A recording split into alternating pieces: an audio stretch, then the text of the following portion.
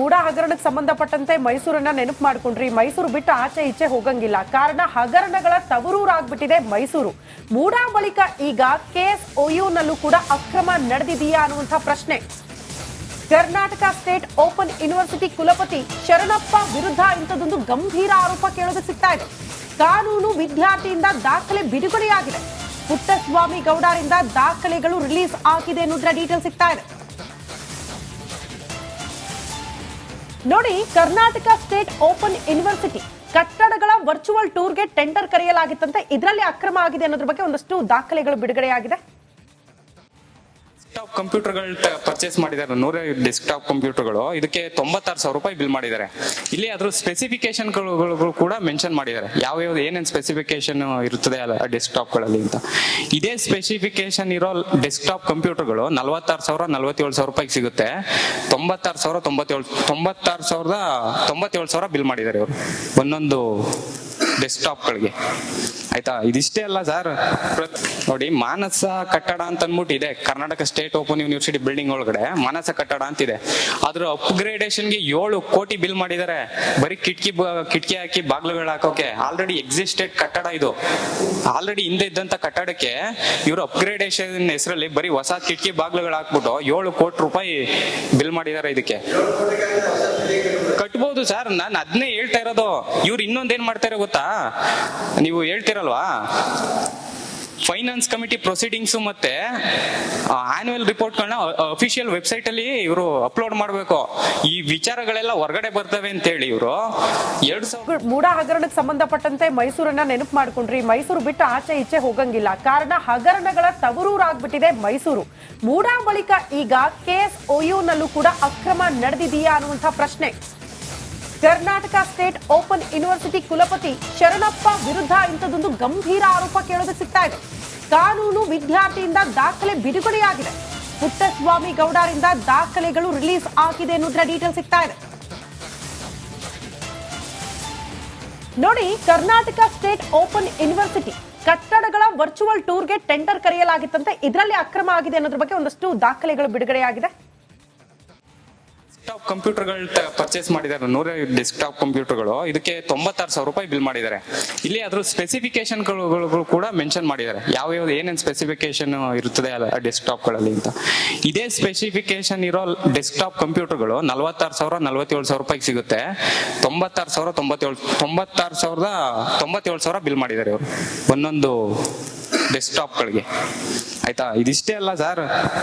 ನೋಡಿ, ಮಾನಸ ಕಟ್ಟಡ ಅಂತ ಅಂದ್ಬಿಟ್ಟು ಇದೆ Karnataka state open university building ಒಳಗಡೆ. ಮಾನಸ ಕಟ್ಟಡ ಅಂತಿದೆ. ಅದ್ರ ಅಪ್ಗ್ರೇಡೇಷನ್ಗೆ 7 ಕೋಟಿ ಬಿಲ್ ಮಾಡಿದ್ದಾರೆ. ಬರೀ ಕಿಟಕಿ ಹಾಕಿ ಬಾಗ್ಲುಗಳು ಹಾಕೋಕೆ. ಆಲ್ರೆಡಿ ಎಕ್ಸಿಸ್ಟೆಡ್ ಕಟ್ಟಡ ಇದು. ಆಲ್ರೆಡಿ ಹಿಂದೆ ಇದ್ದಂತ ಕಟ್ಟಡಕ್ಕೆ ಇವರು ಅಪ್ಗ್ರೇಡೇಷನ್ ಹೆಸರಲ್ಲಿ ಬರೀ ಹೊಸ ಕಿಟಕಿ ಬಾಗ್ಲುಗಳು ಹಾಕ್ಬಿಟ್ಟು 7 ಕೋಟಿ ರೂಪಾಯಿ ಬಿಲ್ ಮಾಡಿದ್ದಾರೆ. ಇದಕ್ಕೆ ಕಟ್ಬೋದು ಸರ್. ನಾನು ಅದನ್ನೇ ಹೇಳ್ತಾ ಇರೋದು. ಇವ್ರು ಇನ್ನೊಂದೇನ್ ಮಾಡ್ತಾರೆ ಗೊತ್ತಾ, ನೀವು ಹೇಳ್ತಿರಲ್ವಾ, ಫೈನಾನ್ಸ್ ಕಮಿಟಿ ಪ್ರೊಸೀಡಿಂಗ್ಸ್ ಮತ್ತೆ ಆನ್ಯುವಲ್ ರಿಪೋರ್ಟ್ಗಳನ್ನ ಅಫಿಷಿಯಲ್ ವೆಬ್ಸೈಟ್ ಅಲ್ಲಿ ಇವರು ಅಪ್ಲೋಡ್ ಮಾಡಬೇಕು. ಈ ವಿಚಾರಗಳೆಲ್ಲ ಹೊರಗಡೆ ಬರ್ತವೆ ಅಂತ ಹೇಳಿ ಇವರು ಮೂಡ ಹಗರಣಕ್ಕೆ ಸಂಬಂಧಪಟ್ಟಂತೆ ಮೈಸೂರನ್ನ ನೆನಪು ಮಾಡ್ಕೊಂಡ್ರಿ. ಮೈಸೂರು ಬಿಟ್ಟು ಆಚೆ ಈಚೆ ಹೋಗಂಗಿಲ್ಲ. ಕಾರಣ ಹಗರಣಗಳ ತವರೂರಾಗ್ಬಿಟ್ಟಿದೆ ಮೈಸೂರು. ಮೂಡ ಬಳಿಕ ಈಗ KSOU ಕೂಡ ಅಕ್ರಮ ನಡೆದಿದೆಯಾ ಅನ್ನುವಂಥ ಪ್ರಶ್ನೆ. ಕರ್ನಾಟಕ ಸ್ಟೇಟ್ ಓಪನ್ ಯೂನಿವರ್ಸಿಟಿ ಕುಲಪತಿ ಶರಣಪ್ಪ ವಿರುದ್ಧ ಇಂಥದ್ದೊಂದು ಗಂಭೀರ ಆರೋಪ ಕೇಳೋದಕ್ಕೆ ಸಿಗ್ತಾ ಇದೆ.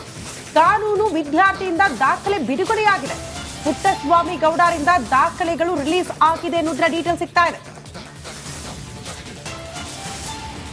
ನೋಡಿ, ಕರ್ನಾಟಕ ಸ್ಟೇಟ್ ಓಪನ್ ಯೂನಿವರ್ಸಿಟಿ ಕಟ್ಟಡಗಳ ವರ್ಚುವಲ್ ಟೂರ್ಗೆ ಟೆಂಡರ್ ಕರೆಯಲಾಗಿತ್ತಂತೆ. ಇದರಲ್ಲಿ ಅಕ್ರಮ ಆಗಿದೆ ಅನ್ನೋದ್ರ ಬಗ್ಗೆ ಒಂದಷ್ಟು ದಾಖಲೆಗಳು ಬಿಡುಗಡೆಯಾಗಿದೆ.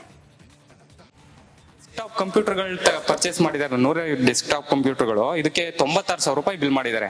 ಇಲ್ಲಿ ಅದ್ರ ಸ್ಪೆಸಿಫಿಕೇಶನ್ಗಳು ಕೂಡ ಮೆನ್ಷನ್ ಮಾಡಿದ್ದಾರೆ. ಯಾವ್ಯಾವ್ದು ಏನೇನು ಸ್ಪೆಸಿಫಿಕೇಶನ್ ಇರುತ್ತದೆ ಅಲ್ಲ ಡೆಸ್ಕ್ಟಾಪ್ಗಳಲ್ಲಿ ಅಂತ. ಇದೇ ಸ್ಪೆಸಿಫಿಕೇಶನ್ ಇರೋ ಡೆಸ್ಕ್ಟಾಪ್ ಕಂಪ್ಯೂಟರ್ಗಳು 46,000 47,000 ರೂಪಾಯಿಗೆ ಸಿಗುತ್ತೆ. 96,000 ಬಿಲ್ ಮಾಡಿದ್ದಾರೆ ಇವರು ಒಂದೊಂದು ಡೆಸ್ಕ್ಟಾಪ್ಗಳಿಗೆ. ಆಯ್ತಾ, ಇದಿಷ್ಟೇ ಅಲ್ಲ ಸರ್, ನೋಡಿ ಮಾನಸ ಕಟ್ಟಡ ಅಂತ ಅಂದ್ಬಿಟ್ಟು ಇದೆ Karnataka state open university building ಒಳಗಡೆ ಮಾನಸ ಕಟ್ಟಡ ಅಂತಿದೆ. ಅದ್ರ ಅಪ್ಗ್ರೇಡೇಷನ್ಗೆ 7 ಕೋಟಿ ಬಿಲ್ ಮಾಡಿದ್ದಾರೆ, ಬರೀ ಕಿಟಕಿ ಹಾಕಿ ಬಾಗ್ಲುಗಳು ಹಾಕೋಕೆ. ಆಲ್ರೆಡಿ ಎಕ್ಸಿಸ್ಟೆಡ್ ಕಟ್ಟಡ ಇದು, ಆಲ್ರೆಡಿ ಹಿಂದೆ ಇದ್ದಂತ ಕಟ್ಟಡಕ್ಕೆ ಇವರು ಅಪ್ಗ್ರೇಡೇಷನ್ ಹೆಸರಲ್ಲಿ ಬರೀ ಹೊಸ ಕಿಟಕಿ ಬಾಗ್ಲುಗಳು ಹಾಕ್ಬಿಟ್ಟು 7 ಕೋಟಿ ರೂಪಾಯಿ ಬಿಲ್ ಮಾಡಿದ್ದಾರೆ. ಇದಕ್ಕೆ ಕಟ್ಬೋದು ಸರ್, ನಾನು ಅದನ್ನೇ ಹೇಳ್ತಾ ಇರೋದು.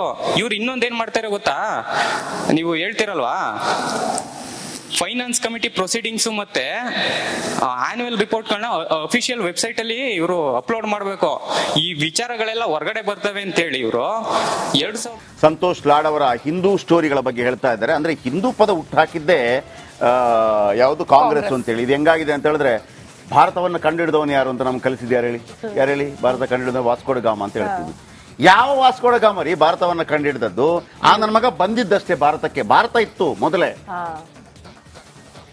ಹರಪ್ಪ ನಾಗರಿಕತೆ ಇತ್ತು, ಗಂಗಾ ನದಿಯಲ್ಲಿ ಹರಿತಾ ಇತ್ತು. ಗಂಗಾ ನದಿ, ತುಂಗಾ ನದಿ, ಗಂಗಾ ಎಲ್ಲ ಏನು ವಾಸ್ಕೋ ಡ ಗಾಮ ಬರೋದಕ್ಕಿಂತ ಮೊದಲು ಇಲ್ಲಿ ಏನು ಮಹಾಕುಂಭ ನಡೆದಿತ್ತು. ಅರೆ ತಕ್ಷಶಿಲಾ ಇತ್ತು ಇಲ್ಲಿ. ಅರೆ ದೇಶ ವಿದೇಶಗಳವರು ಬಂದು ಹೋಗ್ತಾ ಇದ್ರು ಇಲ್ಲಿಗೆ. ವಾಸ್ಕೋ ಡ ಗಾಮ, ವಾಸ್ಕೋ ಡ ಗಾಮ, ವಾಸ್ಕೋ ಡ ಮಾಮ. ಅವ ಬಂದ ಅಷ್ಟೇ, ಅವ ಬರೋದಕ್ಕಿಂತ ಮೊದಲು ಭಾರತ ಇರ್ಲಿಲ್ವಾ? ಇತ್ತು. ನಮ್ಗೆ ಕಳಿಸಿದ್ದಂಗೆ ವಾಸ್ಕೋ ಡ ಗಾಮ ಅಂತ. ಇತಿಹಾಸದಲ್ಲಿ ಹಂಗೆ ಇದೆ, ನಾವು ಓದೋದು ಹಂಗೆ ಓದೋದು. ಅಂದ್ರೆ ನಾವು ಅವರ ಆಂಗಲ್ ಅಲ್ಲಿ ಓದ್ತಾ ಇದೀವಿ ಅಂತ. ತಪ್ಪುಗಳೆಲ್ಲ ಆಗ್ತಾ ಇದೆ ಗೊತ್ತಾ? ನೋಡಿ, ನಮಗೆ ಆರಂಭದಲ್ಲಿ ಟ್ವಿಂಕಿಲ್ ಟ್ವಿಂಕಿಲ್ ಲಿಟ್ಲ್ ಸ್ಟಾರ್ ಇದೆಲ್ಲ ಬರ್ತಾ ಇದೆ, ತಪ್ಪಲ್ಲ. ಯಾಕಂದ್ರೆ ನಮಗೆ ಆ ತರ ಕಲಿಸ್ತಾ ಇದ್ರು. ಲಂಡನ್ ಬ್ರಿಡ್ಜ್ ಏನು ಬೀಳ್ತಾ ಇದೆ ಅಂತ ಒಂದು ಹಾಡು ಬರುತ್ತಲ್ಲ, ಲಂಡನ್ ಬ್ರಿಡ್ಜ್ ಕತೆ ನಮಗೆ ಯಾಕೆ? ನಮಗೆ ಯಾಕೆ? ಓಕೆ, ಐ ಅಗ್ರಿ ದಟ್ ಆ ಸಂದರ್ಭದಲ್ಲಿ ನಮಗೆ ಎಜುಕೇಶನ್ ಕಲಿಸೋ ಸಂದರ್ಭದಲ್ಲಿ ಲಂಡನ್ನ ಪ್ರಭಾವ ನಮಗೆ ಬಿದ್ದ ಕಾರಣಕ್ಕಾಗಿ ಎಲ್ಲವೂ ಕೂಡ ಅವರು ಹೇಳ್ತಾರೆ ಅಷ್ಟೇ. ಈಗ ನಮಗೆ 1857ರಲ್ಲಿ ನಡೆದಂತ ದಂಗೆ ಇದೆಯಲ್ಲ, ಅವರು ಸಿಪಾಯಿ ದಂಗೆ ಅಂತ ಕರೀತಾರೆ. ಯಾರು? ಬ್ರಿಟಿಷರು. ಅಂದ್ರೆ ಇಲ್ಲಿಯ ಸಿಪಾಯಿಗಳು ದಂಗೆ ಹೇಳಿದ್ರು ಅಂತೇಳಿ. ನಾವು ಅದನ್ನು ಸಿಪಾಯಿ ದಂಗೆ ಅಂತ ಕರೆಯೋಂಗಿಲ್ಲ, ನಾವು ಅದನ್ನ ಪ್ರಥಮ ಸ್ವಾತಂತ್ರ್ಯ ಹೋರಾಟ ಅಂತ ಕರೆಯೋದು.